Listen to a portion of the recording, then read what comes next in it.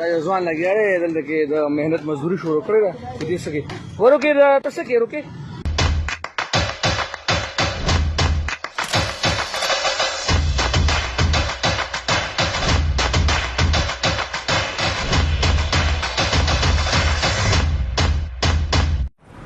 ګرانو کتونکو د بېباک رای سره ستاسو په خدمت کې حاضر یم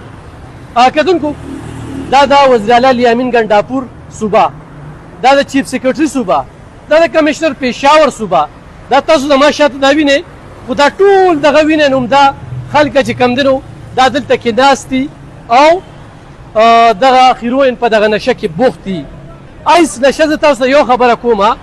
چې تاسو ریکارډ راوالی چې د تېرو 10 کالو راسي دا دی یو دلته کې دا پروت دی ځان له خو ښکلې چې کوم دی نو کوټه برنډه دا هر څه جوړ کړي دغه وګورئ جي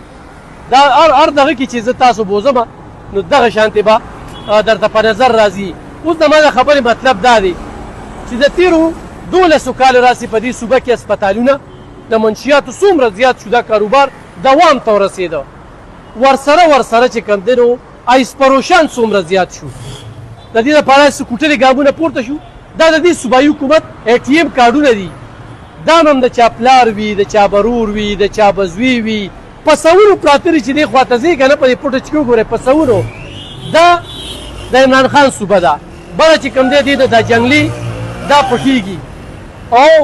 دا BRT ته نقصان رسي ډېر زیات نقصان چې کوم دی نو هغه روان دی په دغه صوبه کې دا منشیات فروشي یو عام معمول دا دنده چې کومه ده زموږ د بچو پانده ده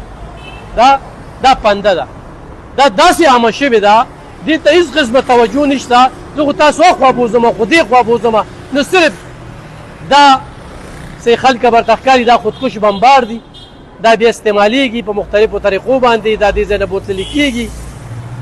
په سوونو او دې وخت کې په زرګو اسپتالونه په پښتونخوا کې د منشیاتو هغه جوړ شوي دي او دا صرف په دې 12 کاله کې مخې ته رالل د دې نه مخکې د آیس چې کوم دی نو چا نوم و نشان ما خو نه اورېدلی ما اسپتال نه لیدلی زه د پښتونخوا په هر ښار کې ښیم او دا د پښتونخوا په دغه صوبه کې ما کومه چې دا 12 کالو نه د عمران خان صوبه ده د